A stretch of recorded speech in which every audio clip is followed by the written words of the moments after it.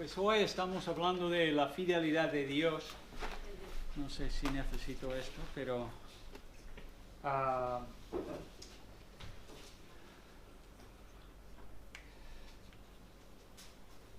mira, hay muchos versículos en la Biblia, vosotros sabéis esto, y ahora quizás lo aprecio más en mi vida, la fidelidad de Dios.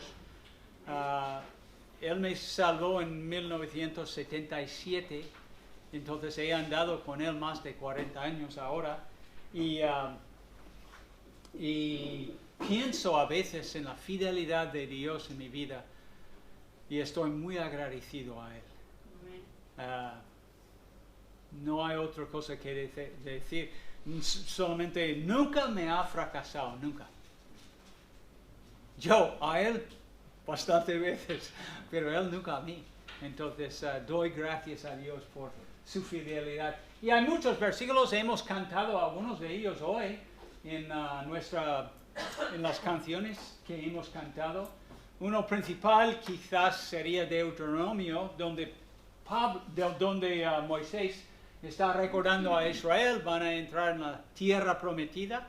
Y él les dice allí en un pasaje en capítulo 7, Jehová tu Dios es Dios fiel. Él va a cumplir su pacto. Los enemigos no van a arrasar con vosotros mientras que seáis fieles a Dios. Entonces, y en los otros versículos como 1 de Corintios 10:13, más o menos hablando de las tentaciones, y Dios es fiel de siempre proveer un escape para nosotros. Nunca podemos mirar a Dios y decir, es que no podía hacer otra cosa. No, sí.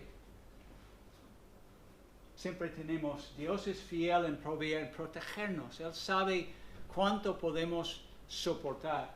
Y también Dios es fiel en perdonarnos y justo. Es muy importante justo ahí. No debo decirlo solamente fiel. Es fiel y justo para perdonar nuestros pecados y limpiarnos de toda iniquidad. Y hay muchos otros pasajes en los Salmos que nos destacan eso. Y cuando estudiamos, hoy vamos a empezar un breve estudio en el libro de Filipenses antes de empezar a estudiar capítulo 1, vosotros sabéis que en Hechos capítulo 16 vemos muy claramente Pablo y su equipo de misioneros llegando allí, y tú recuerdas que empieza en capítulo 15 y luego es curioso allí en capítulo 16, Pablo quiso ir al norte, a Bitinia, a Frigia, en esta zona a predicar el Evangelio, y cada vez que intentaba hacer algo el Espíritu Santo los prohibió. Y entonces él no sabía qué hacer, bajaron, decidieron ir a Troas, y tú puedes verlo aquí. Troas está aquí. Él quiso ir en esta dirección. Okay. Aquí es Jerusalén y no es muy bueno el mapa, pero más o menos te da. Pero al final se quedaron allí en Troas, y es allí donde Pablo dice en el capítulo 16 de Hechos, versículo 9, se le mostró a Pablo una visión de noche, y un varón macedonio estaba en pie rogándoles y diciendo, pasa a Macedonia y predícanos, ayúdanos. Okay.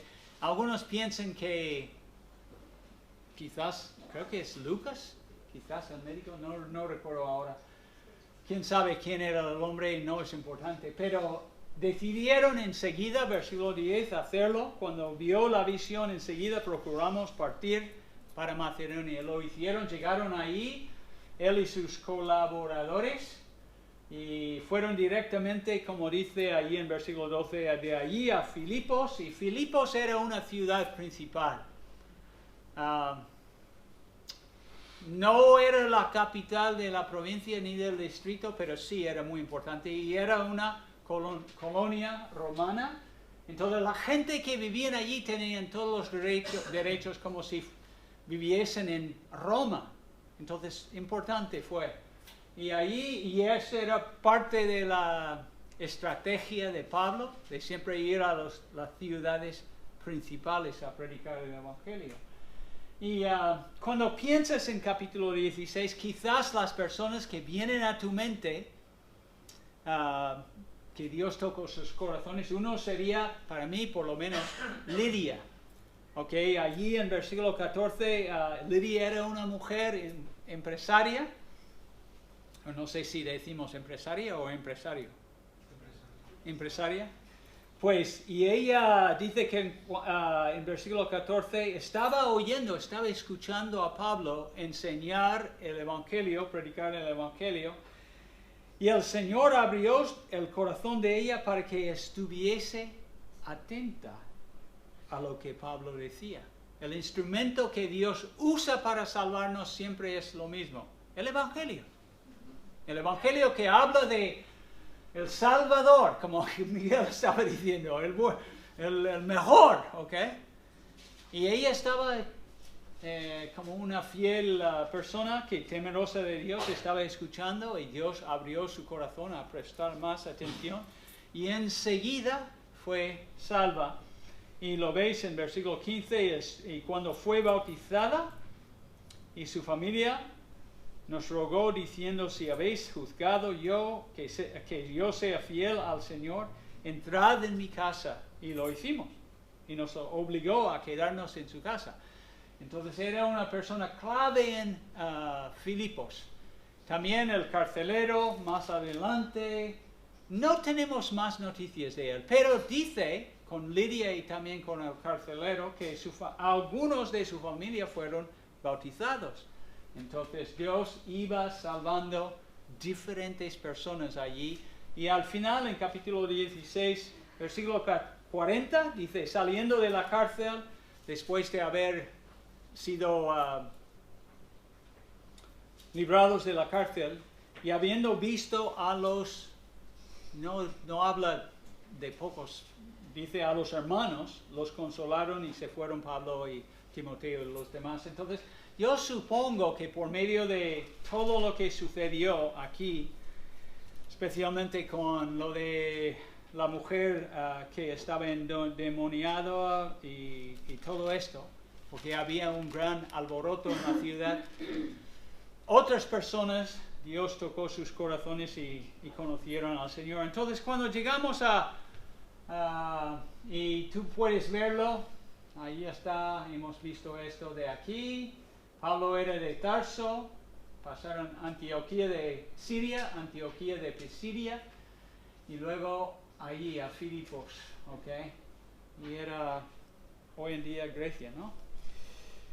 Entonces vamos a mirar esto hoy y vamos a hablar.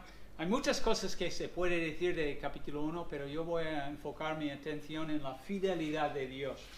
Y vamos a leerlo primero. Pablo y Timoteo, versículo 1, siervos de Jesucristo. La palabra es esclavos, doulos, ¿ok?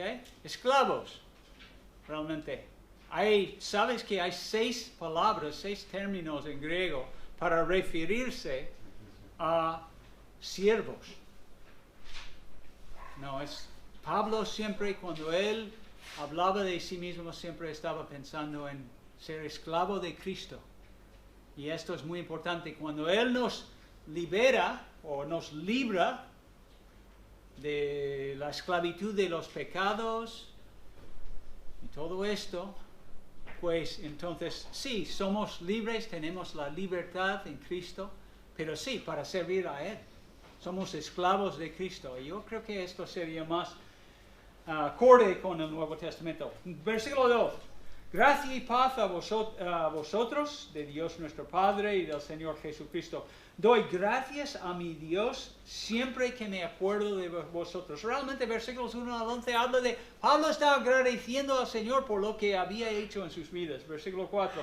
Siempre en todas mis oraciones rogando con gozo por todos vosotros, que vuestra comunión, y tú puedes traducirlo de varias maneras, es koinonia, participación, colaboración, comunión, como aquí en la Reina Valera, por vuestra comunión en el Evangelio desde el primer día hasta ahora. Estando, Pablo dice, convencido precisamente de esto, en otra versión, que el que comenzó, que empezó la obra en vuestros corazones, en vosotros la buena obra, y eso refiere a la salvación, la perfeccionará hasta el día de Jesucristo. Y luego prefiero la traducción de la Biblia de las Américas, pero porque empieza una nueva oración y él dice, es justo que me siento así, que siento así. Como me es justo sentir esto de todos vosotros, por cuanto os tengo en el corazón y en mis cadenas o prisiones y en la defensa y confirmación del Evangelio. Pablo está pensando en lo que está haciendo. Todos vosotros sois, otra vez la palabra koinonia, sois coparticipantes o participantes conmigo de la gracia de Dios. Porque Dios me es testigo de cómo os amo a todos vosotros con el amor, con el entrañable amor de Jesucristo. Y esto pido en oración, que vuestro amor abunde aún más y más. ¿En qué? En ciencia, conocimiento realmente, conocimiento verdadero, ¿ok? Y en discernimiento, o en todo conocimiento, dice en la Reina Valera, pero más bien la palabra es discernimiento, ¿ok? Para que aprobéis, y esto realmente versículo 10 explica muy bien la última palabra de versículo 9, para que aprobéis lo mejor, escojáis lo mejor, ¿ok? A fin de que seáis sinceros e irreprensibles para el día de Cristo, llenos de frutos de justicia que son por medio de Jesucristo, para gloria y alabanza de Dios. Y vamos a seguir leyendo poco a poco, pero rápidamente vemos aquí algo importante de esta carta, de todas las cartas en el Nuevo Testamento, de las epístolas escritas por Pablo. Esto es el más íntima, la carta más personal. Okay. Otros como Gálatas, Gálatas tiene otro sabor, okay. Es una confrontación. Piensas en Corintios, es distinto, porque Pablo tenía que tener mucho cuidado con ellos. Pero aquí en Filipenses, Pablo es mucho de amor. Y quizás lo que destaca si lo estudias es gozo. Cada 2 por 3 está hablando de su gozo. Porque realmente los hermanos allí en Filipos estaban obedeciendo al Señor y sirviéndole. Entonces, y luego vamos a hablar en versículos 12 al 26 de la fidelidad en un sentido de Pablo. Y luego al final, Dios espera algo de todos nosotros, que seamos fieles. Que nosotros, viendo la fidelidad de Dios y la fidelidad de otras personas, debemos también ser fieles. Tú lo ves aquí en los primeros 11 versículos. Pablo expresa su agradecimiento por lo que había pasado ya en sus vidas. Lo veis allí en versículo 3, cuando él dice, doy gracias a mi Dios siempre que me acuerdo. Hablando de algo que había sucedido ya. Y luego el presente en versículo 5, desde el primer día hasta ahora. Obviamente él tenía noticias de ellos recientes, por medio de Epafrodito y otros. Y también en versículo 6 vemos, él está pensando en el futuro, está agradecido a Dios por lo que la obra fiel que Dios está haciendo en sus vidas. En el futuro, porque dice allí, lo veis el verbo perfeccionar en el futuro, en el modo futuro, dice en el tiempo futuro, la perfeccionará, o quizás en tu Biblia la completará hasta el día de Jesucristo. Y esto sí es un versículo que todos nosotros nos encanta leer. Y esto sí significa que Dios nunca tira la toalla con ninguno de nosotros. Si somos sus hijos o hijas, y Él nos conoce personalmente, siempre está obrando en nuestras vidas. A veces para disciplinarnos, porque estamos siendo desobedientes, pero muchas veces, como dice en Romanos 8:28, para nuestro bienestar. Y yo creo que esto es lo que tenemos que recordar. Dios no nos disciplina todos los días, ¿no? Dios nos ama y nos cuida y Él organiza las cosas en nuestra vida para que cooperen para nuestro bien, ¿ok? Y eso es lo que hace. Y luego vemos en versículos 7 y 8, Pablo habla del amor que tiene para ellos, ¿ok? Entonces su agradecimiento se expresa por el amor. Y Él tiene a ellos en su corazón. Y dice allí en versículo 8, porque Dios me es testigo de cómo os amo.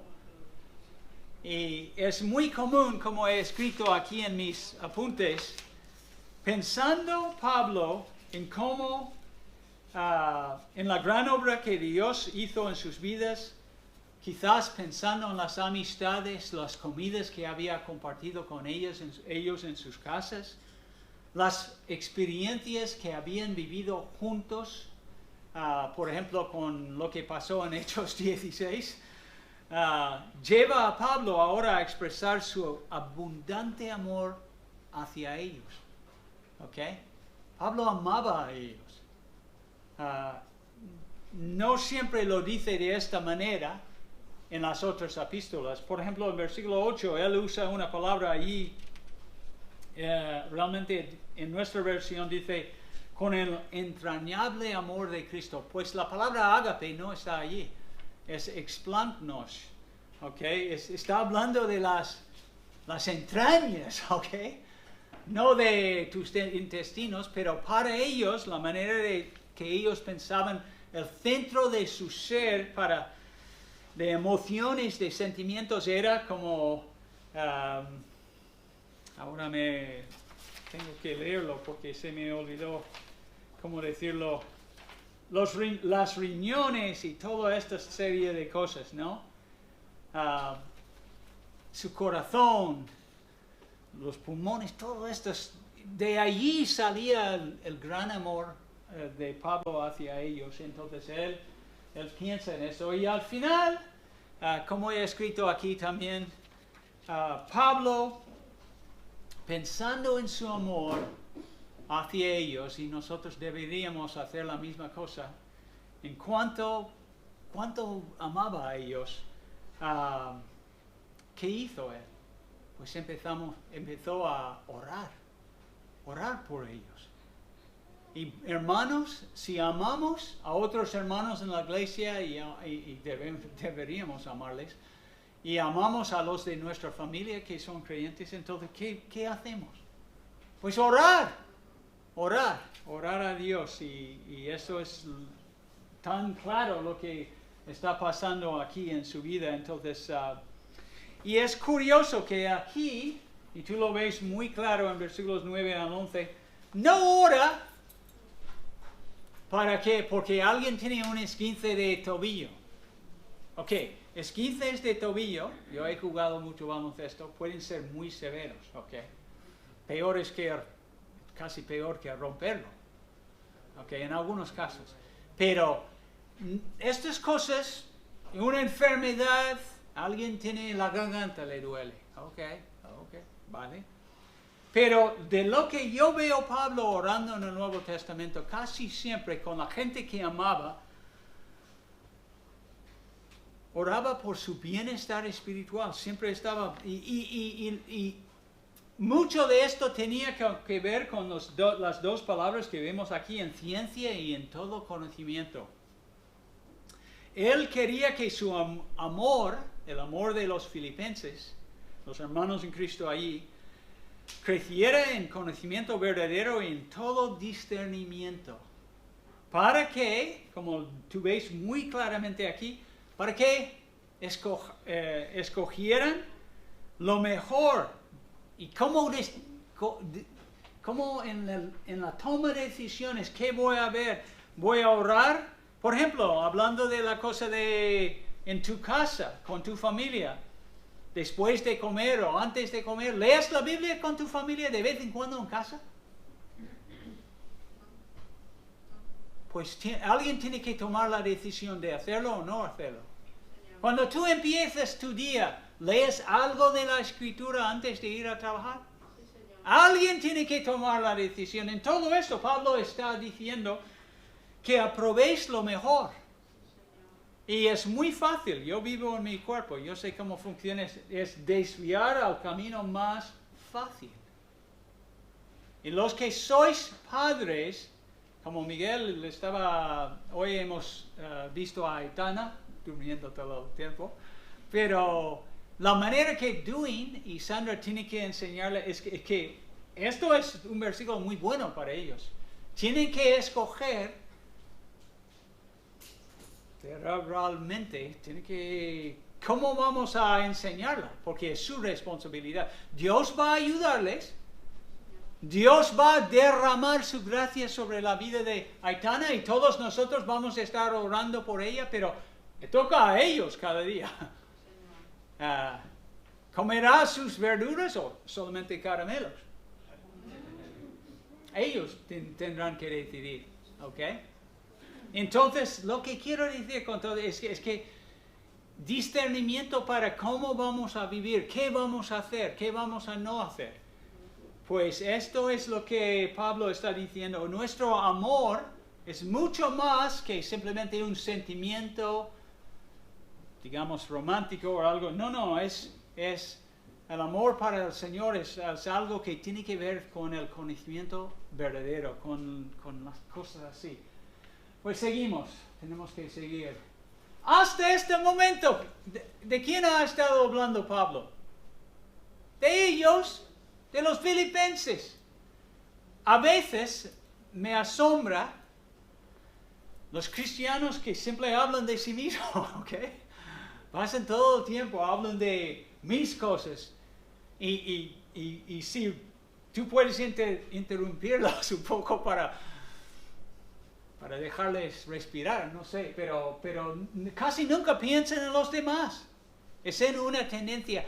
Para ser un creyente maduro, tú deberías pensar en los demás. Y él, no vamos a lo dice en capítulo 2 cuando dice, no hagáis nada por contienda o por vanagloria, versículo 3, antes bien con humildad estimando cada uno a los demás como superiores a sí mismo, no mirando cada uno por lo suyo propio, sino cada cual también por lo de los otros. Y entonces, cuando vamos madurando en Cristo, tenemos más interés en la vida de las otras personas y eso es muy importante y creo que tiene que ver con lo que Pablo está enseñando aquí. Por ejemplo, una cosa que tú puedes hacer, yo creo que esto es el guía telefónico de la iglesia y lo tengo aquí. Yo muchas veces lo llevo así cuando ando por las mañanas orando por vosotros. Y Adam y Emily reciben más oraciones que los demás porque Adam y Emily son los primeros en la lista. Pero a veces empiezo al final y voy hacia atrás, ¿ok? Y en este caso, Jelian, entonces, es la primera. Pero digo, es una buena manera de recordarles y orar por las personas que amas y de una manera más organizada, porque si no lo haces, te olvidarás, ¿ok? Esto es como es la vida. Entonces, Pablo siempre pensaba en los demás y debemos nosotros también, para nuestras vidas, estar agradecidos por lo que está ocurriendo en la vida de las otras personas, regocijando con los que están pasándolo bien, lamentando quizás, sintiendo el dolor de los que están pasando una mala racha, digamos. Debemos amar a nuestros hermanos, deberíamos orar más a menudo por el bienestar de nuestros hermanos en la fe. Y esto, como Miguel Ángel ha dicho, esto es lo que creemos aquí. La oración es muy importante. Es como la expresión de nuestra dependencia de Dios. ¿Ok?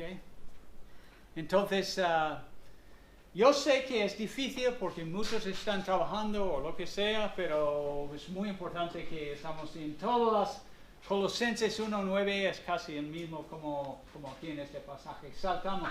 La fidelidad de Pablo, dice en versículo 12, ahora él dice, quiero que sepáis, hermanos, que las cosas que me han sucedido han redundado, han resultado, han terminado así, más bien para el progreso del Evangelio, ¿ok? Y muy importante. De tal manera que mis prisiones se han hecho notorias, claras, evidentes en Cristo, en todo el pretorio, y eso es muy importante, y a todos los demás. Pablo está pensando en otros fuera de, quizás en la casa real, no lo sé. Y la mayoría de los hermanos, cobrando ánimo en el Señor, con mis prisiones, se atreven mucho más a hablar la palabra sin temor. Algunos, a la verdad, predican a Cristo por envidia y contienda. Es difícil de entender eso, siendo creyentes, pero otros de buena voluntad, lo vemos. Y los primeros, anuncian a Cristo por contención, no sinceramente pensando en añadir aflicciones a mis prisiones, pero los otros por amor, sabiendo que estoy puesto para la defensa del Evangelio. Y escucha bien lo que dice Pablo ahora. ¿Y qué? ¿Qué debo hacer con todo esto? Sabiendo que yo estoy aquí en la cárcel y todo esto, Pablo agradecido a Dios y está en la cárcel, ¿ok? En Roma. Y él dice esto, que no obstante, de todas maneras, o por pretexto, o por verdad, Cristo es anunciado, en esto me gozo y me gozaré aún. Entonces, es muy importante. El encarcelamiento de Pablo, es curioso lo que sucedió. Normalmente pensaríamos que esto es un revés, esto no es, el Evangelio no está progresando, todo lo contrario. Hablando de la fidelidad de Dios, a veces tenemos que ser más reticentes, más pacientes en llegar a una conclusión de antemano, porque realmente, como él dice aquí, en versículo 12, esto ha resultado, ha servido para el avance, para el progreso de la predicación del Evangelio. ¿Cómo? Dos grupos de personas están escuchando el Evangelio. Versículo 13, los en el pretorio, los soldados que estaban lejos de Dios, supongo, soldados romanos, fue una oportunidad singular para anunciarles el Evangelio. Y esperemos que algunos de ellos en aquel tiempo llegasen a conocer a Cristo personalmente, soldados. Y luego dice en versículo 14, el efecto surtido en la vida de todos los que conocían a Dios y predicaban el Evangelio en Roma, es que tenían de repente más coraje, más valentía, ¿ok? Y se atreven mucho más a hablar la palabra sin miedo, sin temor. Entonces, realmente lo que en principio pensamos, pues esto no está bien, Pablo está en la cárcel. No, era exactamente el plan de Dios y Pablo lo sabía. Entonces, oramos, no queremos que ninguno de nuestros hermanos estén encarcelados, pero Dios tiene un plan. No sé dónde lo he puesto. Sí, por ejemplo, sí, pero antes de esto, ¿tú recuerdas Pablo hace tiempo por ejemplo, él sabía que iba a ser encarcelado en Roma? En Hechos capítulo 20 y 21 no vamos a ver los versículos, pero él lo sabía. Entonces, Dios fielmente estaba cumpliendo su plan en la vida de Pablo, teniendo allí encarcelado en la prisión de Roma. Es curioso los dos grupos, quizás como he escrito aquí, la razón que vemos que algunos predicaban a Cristo malamente realmente, quizás es porque lo que he escrito aquí, quizás a tener Pablo en Roma y él, según capítulo 28 de Hechos, él tenía mucha libertad. ¿Ok? Termina el libro de Hechos diciendo esto. Y Pablo permaneció 2 años enteros en una casa alquilada y recibía a todos los que a él venían, de todas partes, predicando el reino de Dios y enseñando acerca del Señor Jesucristo abiertamente y sin impedimento. Entonces quizás, no sé cómo decimos, en inglés decimos, pues quizás robó un poco de su trueno de los otros predicadores. La gente, los creyentes en Roma, querían escuchar a Pablo. Como vosotros queréis escuchar a, no sé quién es tu favorito predicador, vete a escuchar a mí. ¿Ok? Es la misma cosa. Y quizás algunos de ellos les mosqueaba. ¿Y qué? Este Pablo, ¿quién es Pablo? Pero otros, como dice en versículo 17, ellos sabían del plan de Dios y lo recibían y lo creían, que sí, efectivamente, Pablo está aquí, Dios le ha enviado aquí por un propósito, y era predicar el Evangelio a todo el imperio romano, ¿ok? Y eso es lo que él hizo. Versículo 18, Pablo tenía la mentalidad correcta, ¿ok? En vez de enfadarse con ellos, él pasó por alto los motivos contenciosos de los otros hermanos y su enfoque era el Evangelio, Cristo, levantar al Señor. Y por eso su estado emocional, lo vemos en la última parte del versículo 18, 2 veces, él estaba lleno de gozo. Dice ahí en el texto, y en esto me gozo y me gozaré aún. Gozoso, encarcelado. Hay mucha miga que podemos aprender de la vida de Pablo. Lo que él va a exhortar a los hermanos a hacer al final del capítulo 1, en versículos 27 al 30, él estaba haciéndolo. Él no estaba en una situación favorable, digamos, porque sí, era encarcelado, pero no en una prisión, pero en una casa, pero él experimentaba el gozo abundante del Señor, porque tenía la actitud correcta, y eso es lo que debemos hacer nosotros. En vez de tener miedo y ser aterrorizados por lo que está sucediendo, debemos enfocar nuestra atención en el Señor, y vamos a experimentar su gozo. Creo que es como funciona. Pablo, como estaba haciendo eso, ¿qué tenía? Confianza.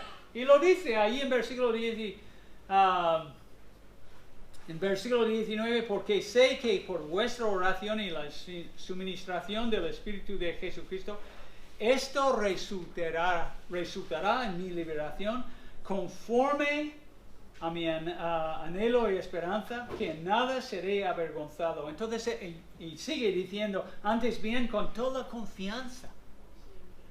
Él no sabía lo que iba a suceder 100%, pero cuando pensamos correctamente y tenemos la mentalidad correcta y nuestros ojos puestos en el Señor, entonces, esto es lo que sucede. Tenemos confianza. Tenemos paz en nuestro corazón, que es lo que está sucediendo, está bien. Y luego, como dice aquí, Pablo anhelaba y esperaba exaltar a Cristo en su cuerpo. Le daba igual. Y esto es lo que debemos pensar nosotros también.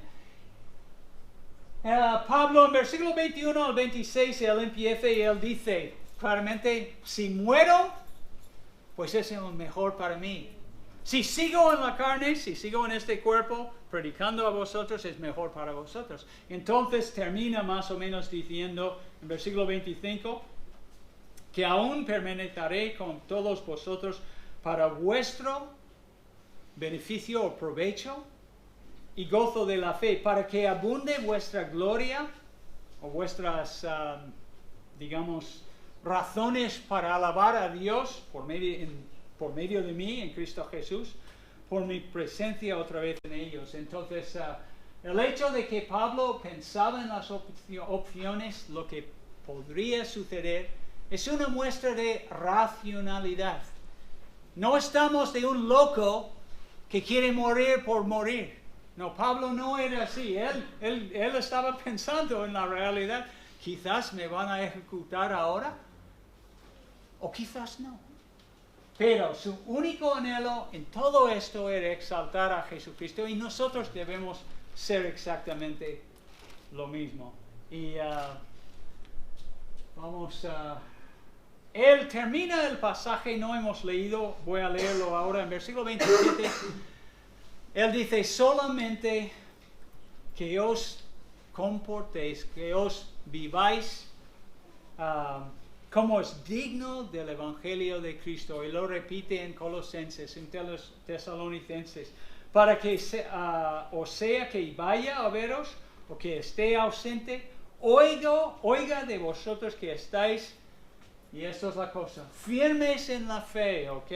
Unánimes, como leemos aquí, en un mismo espíritu, combatiendo unánimes por la fe del Evangelio, en nada intimidados, aterrorizados. Ellos también estaban siendo perseguidos por los enemigos. No sabemos, a lo mejor yo pienso que eran judaizantes, pero dice por los que se oponen, para que ellos ciertamente es indicio de su perdición, y más para vosotros de vuestra salvación, y esto de Dios. Porque a vosotros, versículo 29, os es concedido a causa de Cristo, no solo que creáis en Él, sino que también padezcáis con Él. Y en muchos sitios de la Biblia habla de eso.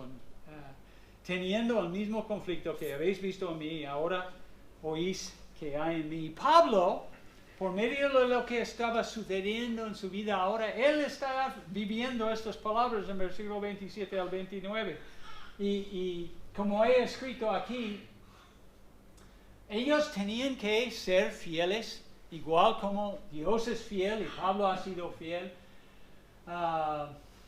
Y de la manera específica, ellos deberían mostrar firmeza y unidad en la lucha por el Evangelio. Y sí, hay una lucha. Y es muy importante cuando estamos con miedo de no dejarnos caer en el miedo demasiado. Esto yo creo que es la razón que dice en versículo 28, en nada intimidados, ¿ok?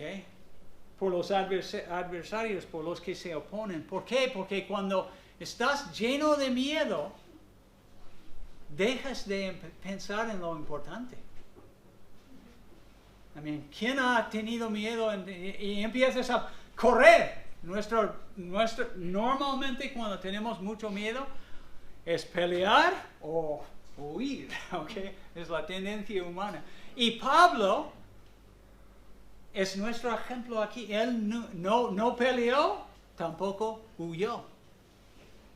No, él fielmente puso sus ojos en Cristo, sabiendo, esto es el plan de Dios. Dios es fiel. Aunque yo no sé qué va a suceder en mi vida, si voy a seguir viviendo mañana o no, voy a confiar en el Señor. Y ellos tenían que hacer la misma cosa. No debemos dejar que el terror o el miedo de lo que va a suceder controla mi mente. Con algunos de vosotros esto es lo que suele ocurrir. Tienes un problema, tienes una enfermedad, tienes esto, tienes otro.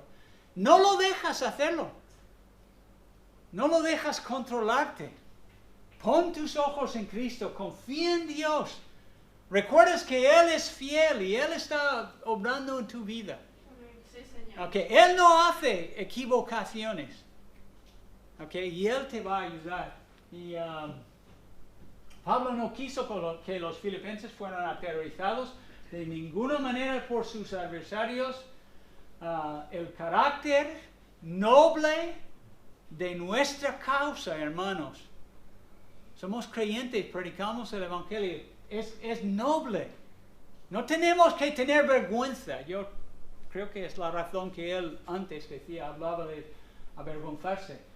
Y el reconocimiento que Cristo estaba de su parte deberían causar que los creyentes evitaran caer preso del terror irrazonable.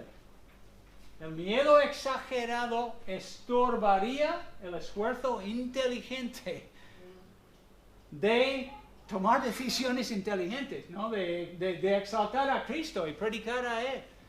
Entonces, de la misma manera hoy, Dios nos llama a mostrar coraje y valentía ahora mismo en nuestro trabajo, en la familia.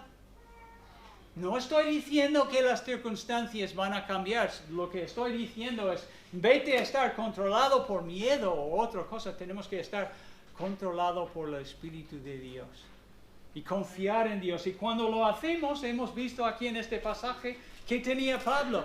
Pues gozo, confianza, y sus circunstancias no han cambiado para nada. Sigue allí encarcelado en Roma y con este terrible emperador ahí, amenazando ejecutarlo. Pero él confiaba en Dios y nosotros debemos hacer lo mismo. Y, es curioso, en este libro se llama Slave, esclavo, ¿ok? Slave en inglés, pero es curioso. Empieza hablando de los primeros creyentes en el siglo I. Y yo no sabía esto, pero muchos de ellos, cuando estaban delante de sus perseguidores, no replicaban nada, no respondían a sus preguntas. ¿Cómo te llamas? ¿Qué es su nombre? ¿De dónde es? Simplemente decían, yo soy creyente. Yo soy creyente. Una vez y otra vez, hasta la saciedad, dice la Biblia. O digo, los Eusebio y otros. Uno era un hombre que se llama Sanctus. Y después de preguntarle, él era diácono de Viena, dice aquí. Y ellos siempre le daban la oportunidad de renunciar a su fe, pero muy resuelto en su decisión, él decía, yo soy creyente. Él y muchos más, porque toda su identidad, su concepto de quién era y su ciudad y su nombre y todo esto se basaba en Cristo. Y nosotros deberíamos, cada uno de nosotros leyendo Filipenses, deberíamos seguir el ejemplo de Pablo y enfocarnos más en Cristo y como dice aquí, sus palabras cuando estaba muriéndose era lo mismo. Yo soy creyente, soy cristiano. Y es muy interesante leer los testimonios aquí. Oremos. Padre Celestial, te damos gracias por tu fidelidad, Señor, en la vida del apóstol Pablo y también en la vida de los hermanos en Filipos en el primer siglo, Señor. Y te damos gracias por estar, por tu fiel obra en nuestras vidas, Señor. No tenemos ninguna razón de quejarnos, aunque quizás no tenemos suficiente dinero o no tenemos suficiente no sé qué. Ayúdanos a poner nuestra atención en el Señor Jesucristo. Ayúdanos a creer en tu plan, Señor. Tú eres nuestro Padre Celestial. Jesús, tú eres nuestro buen pastor y sabemos que tú vas cuidando de nosotros fielmente día tras día. Pase lo que pase, Señor. Ayúdanos a ser siervos fieles. Personas que te aman tanto que realmente no nos mueve mucho las circunstancias temporales de nuestra experiencia día a día. Pido especialmente por mis hermanos, Señor. Si hay alguien aquí hoy que tiene mucho miedo o está muy angustiado con las decisiones que tiene que tomar, ayúdales a confiar en ti. Ayúdales a buscar agradar a ti, Señor, en vez de tomar decisiones precipitadas. Te lo pido en el nombre de Jesucristo. Amén.